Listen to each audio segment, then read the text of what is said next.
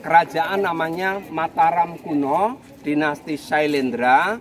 Raja yang memerintahkan membangun candi ini bernama Raja Smaratungga, yang dilanjutkan oleh putrinya namanya Pramudia Wardani.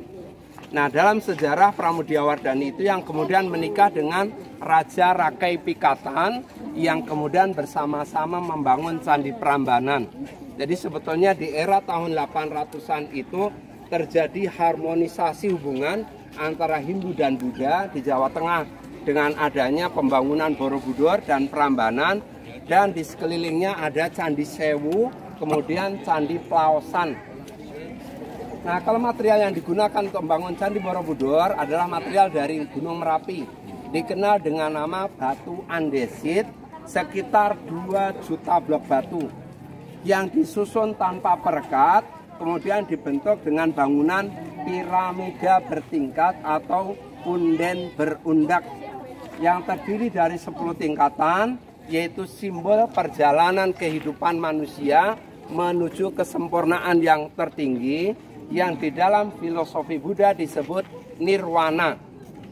Nah, kemudian Borobudur setelah dibangun pada waktu itu hanya sekitar 100 tahun menjadi pusat penyebaran agama Buddha, pusat belajar, kemudian ditinggalkan setelah Mahapralaya, yaitu erupsi Merapi dan gempa bumi tahun 1006, dan ditemukan kembali oleh Raffles di tahun 1814 dengan kondisi bangunan candi yang sudah tertutup oleh tanah, pepohonan, dan semak belukar di tengah sebuah hutan.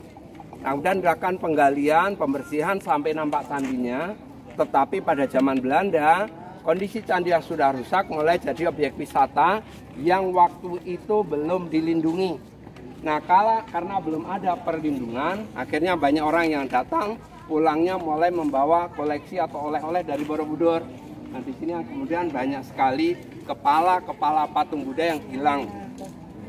Nah, karena kondisi yang seperti itu, baru kemudian ada proses penyelamatan Borobudur yang namanya pemugaran. Pemugaran dilakukan 2 kali. Yang pertama oleh pemerintah Belanda tahun 1907 sampai 1911. Yang kedua oleh pemerintah Indonesia yang dibantu oleh 28 negara anggota UNESCO. Tetapi ketika pemugaran yang kedua sebetulnya masih menyisakan sekitar 10.000 potong batu yang belum ketemu pasangannya, yang sekarang ada di Museum Borobudur. Nah, di Borobudur kemudian untuk menunggu batu yang asli ditemukan, ada penambahan batu-batu baru yang nanti bisa dilihat, yaitu batu yang bertanda titik. Nah, secara filosofis 10 tingkatan Borobudur merupakan gambaran perjalanan hidup manusia menuju kesempurnaan. Dalam pengajarannya di Borobudur ini menggambarkan 3 kelompok kehidupan spiritual manusia. Bagian paling bawah dikenal dengan nama tingkatan Kamadhatu, yaitu tingkatan manusia yang masih dibelenggu oleh kama, nafsu, keinginan duniawi. Dan yang kedua 5 tingkat namanya Rupadatu, yaitu tingkatan spiritual manusia yang belajar terkendali dari pengaruh-pengaruh duniawi. Yang ketiga ada stupa-stupa yang namanya Arupadatu, alam tanpa bentuk, yaitu alamnya manusia yang sudah tidak terikat oleh nafsu, bentuk, dan keinginan keduniawian. 504 patung Buddha di masing-masing sisi itu ada nama dan mudra yang berbeda-beda. Yang pertama di bagian timur Budanya Aksobya, mudranya bumi Sparsa mudra, yaitu simbol tangan menggambarkan keteguhan iman. Yang selatan kalau nanti kita berputar akan melihat Buddha Ratna Sambawa dengan mudra Wara, yaitu gambaran kedermawanan dan cinta kasih. Dan yang barat namanya Buddha Amitabha, mudranya Dhyana mudra, yaitu meditasi. Dan yang utara namanya Amoghasiddhi, mudranya begini, Abaya, menghalau atau menolak bahaya atau tidak takut bahaya. Kemudian di lantai ke-7 menghadap 4 arah, nama Buddhanya Wairocana, mudranya Witarka, yaitu memberi pengajaran dan argumentasi. Nah, yang di dalam stupa-stupa namanya Wajra Satwa, mudranya Dharma Cakra, yaitu memutar roda Dharma seperti ini. Jadi 6, 1, 2, 3, 4, 5, 6. Dan di masing-masing tingkatan itu dihiasi relief-relief.